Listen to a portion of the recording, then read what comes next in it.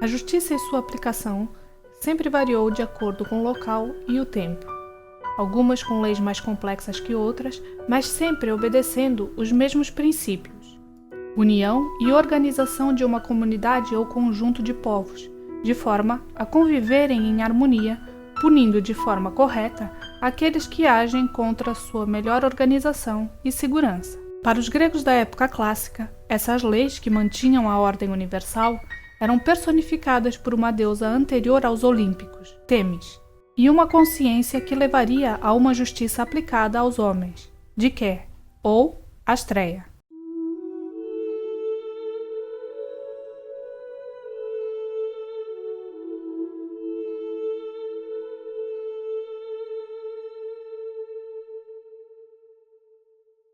Apesar de serem um povo primitivo, compreendiam que o universo que o rodeava formava um todo e que era repleto de leis que estabeleciam a ordem.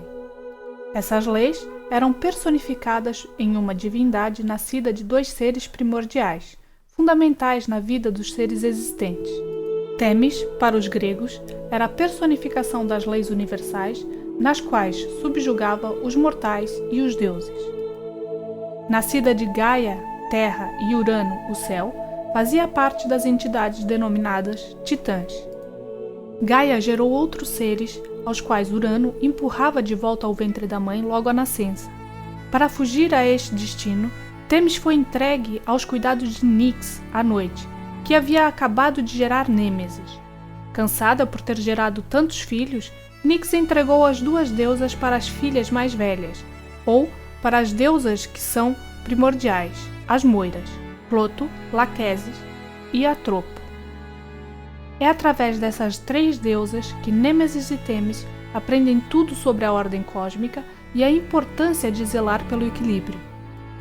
De sua geração, existiam ainda mais 5 titânides e 6 titãs, que se uniram entre si e geraram uma nova vaga de deuses e entidades menores. Aquela que era considerada a deusa da justiça não se uniu a nenhum irmão. Virá a se unir com Zeus quando este a tomar como segunda esposa após Métis. Em algumas versões fora perseguida de forma incessante por Zeus, que se impressionara com sua beleza até conseguir desposá-la. Outras afirmam que foram as próprias moiras que levaram a deusa ao encontro de Zeus, para que este tomasse esta como esposa, pois assim aprenderia muita coisa que o deixariam mais poderoso. É Temis que, dentro de vários padrões, desestabiliza o absolutismo de Zeus. Assim, também tinha um efeito de abrandamento, o que poderia causar uma certa divergência entre os ditames de ambos, não conseguindo possuir soluções definitivas.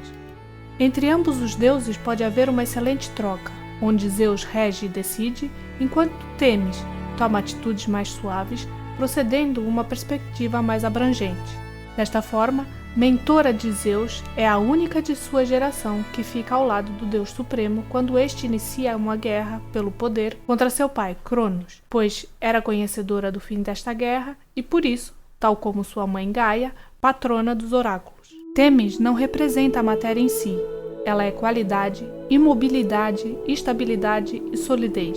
Assim, tinha a máxima ligação com as previsões oraculares, sendo intermediária na ligação terra e homens. O oráculo mais importante no mundo grego se localizava em Delfos, onde originalmente pertencia à grande mãe, Gaia, que passara o local para Temis. Mais tarde, pertenceria ainda a Febe e, por último, ao deus olímpico, Apolo. Mas alguns investigadores afirmam que Temis nunca deixou de ter ligação com o oráculo de Delfos, sendo sempre a principal fonte de comunicação, a boca da terra. Sendo assim, afirmam ser no principal oráculo Gaia Temis, Febe Temis e Apolo Temis. Seus oráculos não eram apenas a previsão de um futuro, mas também o ensinamento de uma lei pré-estabelecida, a qual todos deveriam cumprir. Protetora dos juramentos e das leis, Temis é quem convoca e dissolve a ágora. É ela que manifesta o teor organizacional de sua dignidade e justiça. Temis é a deusa da consciência coletiva e da ordem social, da lei espiritual divina, paz, ajuste de divergências, justiça divina, juramentos, profecia e ordem. Ela está implicada em diversas versões de mitos que explicam acontecimentos incompreensíveis para o homem, como é o caso do mito do dilúvio e o restabelecimento do homem na Terra.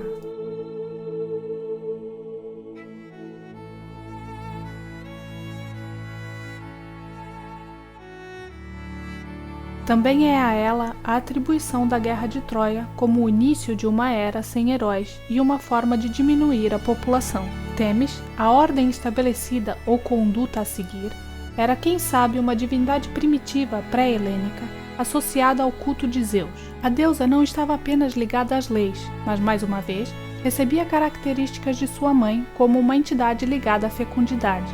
Acredita-se que em seus cultos praticavam-se orgias, a qual a torna símbolo de sexualidade. Seu templo era associado ao de Nêmesis, em Hamnut, onde foi encontrada uma estátua da deusa da justiça da autoria do artista da região, Queréstrato. De olhar austero, segurava em uma de suas mãos uma balança que simboliza o equilíbrio no julgamento de partes envolvidas em relação ao direito. De uma beleza serena, altiva e enigmática, também é adornada com uma cornucópia ou uma espada. Divindade alegórica para gregos e romanos, Temis personifica não apenas um mistério, como um conceito. Demonstra a preocupação dos homens com a noção do bem e do mal, do justo e do injusto. Encarna em si as leis e o respeito aos direitos.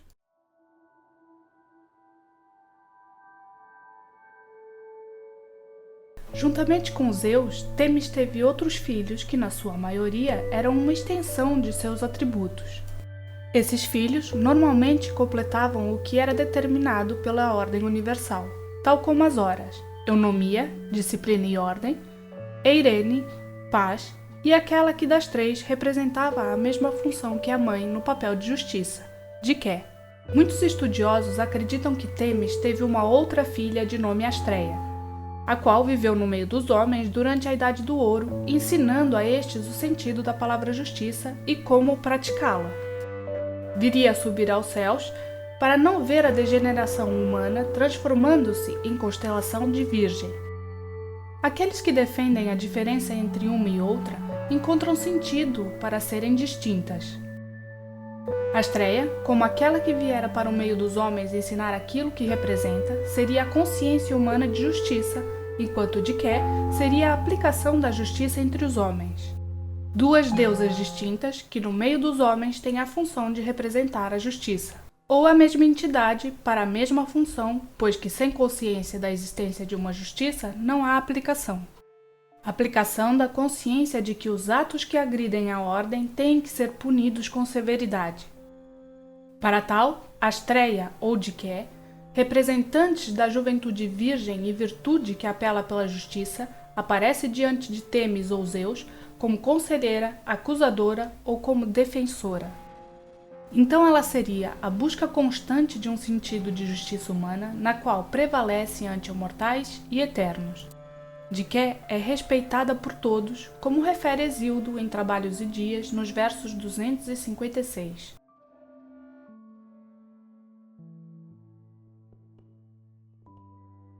A deusa, normalmente representada alada, defende aqueles que são injustiçados e acusa os injustos em tribunal divino. É ela que é aclamada para que os homens tenham o que é seu por direito.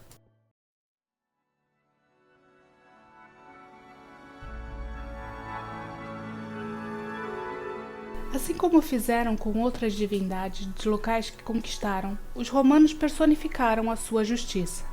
Para o povo do maior império da época clássica, a lei e a ordem era encarnada na divindade denominada Justitia. Ainda hoje há controvérsias sobre a ligação desta divindade com as duas representações da justiça para os gregos. Alguns afirmam que a Justitia estava relacionada com a forma mais simples de lei e, portanto, a figura máxima de justiça, Temis. Outros defendem que esta é a representação daquilo que seria a aplicação das leis no meio dos homens, Diké. Os romanos foi o povo que conquistou o maior número de territórios, englobando no seu poder povos e culturas e absorvendo destes tudo que poderia ser benéfico para o seu domínio e controle. Na mitologia romana, observa-se uma maior atribuição de poderes para seus deuses do que se vê na mitologia grega. Júpiter, deus máximo do panteão romano, adquiriu poderes que vão além dos fenômenos climatéricos, ganhando em cada lugar que absorvia novos poderes um epíteto. Este fato devia-se a um método de permanecer com o culto original de Roma nos vários pontos do império, sem nunca deixar que esta religião central entrasse em conflito com a religião local.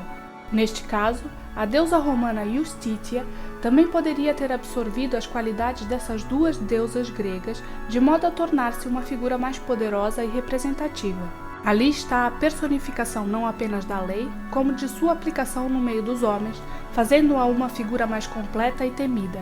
Não há falhas no que a Justitia representa. A lei que organiza o universo estende-se para os homens e torna-a elemento de um só objetivo.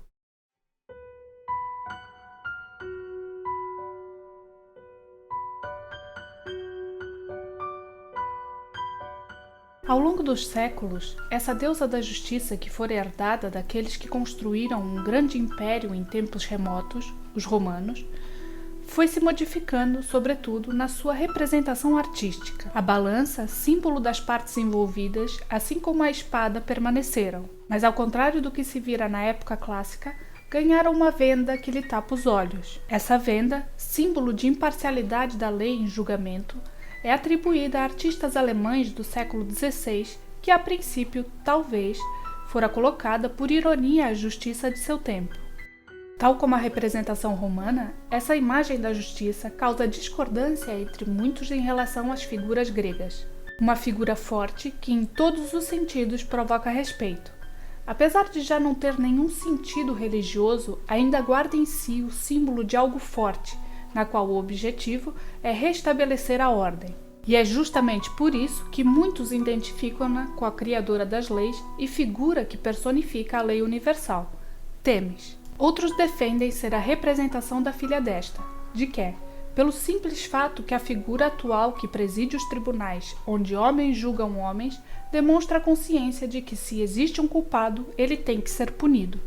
Mas tendo em conta que esta forma atual deriva da figura romana Justitia, deveria ser a fusão de ambas, o que, mesmo nestas condições, pode permanecer incompleta aos olhos de hoje. Temis, a ordem estabelecida, só pode prevalecer no meio dos homens se houver uma consciência de que ela existe. De que? Mas a aplicação de ambas só estará de forma completa se nelas existir um sentido de ordem ou disciplina, eunomia, e o sentido mais significativo da sua aplicação, a justa retribuição, que é nêmesis, para que seja alcançado o seu objetivo, eirene, a paz. Então a figura estaria genuinamente apelativa se representasse o necessário para alcançar o pretendido, paz e harmonia. Ou seja, a aplicação da justiça, a prática da consciência humana de justiça, necessita de uma ordem e disciplina para que se alcance a justa retribuição de uma sociedade contra os faltosos, de forma que a paz reine e que os homens possam coexistir em harmonia com a lei universal. Mas como conseguir tudo isso sem o que é preciso para uma aplicação correta? Sofia, a sabedoria, tem que estar presente para que se dê tudo o que a justiça se propõe de forma correta, trazendo consigo o conceito de sofrosine, autocontrolo e moderação, e desta forma, para que não se cometa aquilo a que os gregos antigos tinham horror, hubris, o descomedimento, o excesso. Sofrosine, uma das areteias mais importantes para os gregos, deve ser incorporada no maior sentido da justiça. Este símbolo atual, alegórico, deve conter todo o significado que a sociedade exige para o seu melhor funcionamento. Conceitos que a própria sabedoria traz quando é relacionada com a ordem e a lei, sejam de maneira individual ou global. Desta forma, trazer um pouco do que Atena representa, como deusa da sabedoria e dos engenhos, a maneira de raciocínio lógico e prático das ferramentas que utiliza. Esta deusa que consegue virar os recursos a seu favor deveria ser incorporada no sentido daqueles que sabem utilizar as leis de forma prática, não deixando escapar sua arbitrariedade de forma a distinguir o bom do injusto. Portanto, o símbolo da justiça que chegou aos nossos dias poderia ser considerado um dos maiores legados da antiguidade, representando não apenas a justiça, mas a areté de toda a sociedade atual.